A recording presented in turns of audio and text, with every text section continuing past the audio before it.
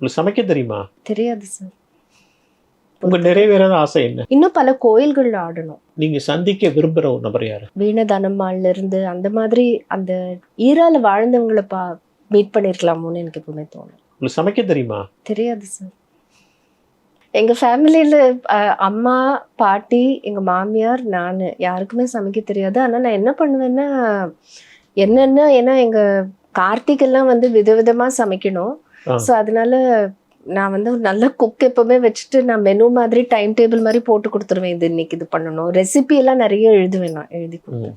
ஆனா சமையல் வராது. ஆனா கத்துக்கணும் ஆக்சுவலி. என்ன உங்களை சமையல் பத்தி வர விமர்சனங்கள் நீங்க ஸ்போர்ட்டிவா எடுத்துவீங்களா, கோவப்படுவீங்களா?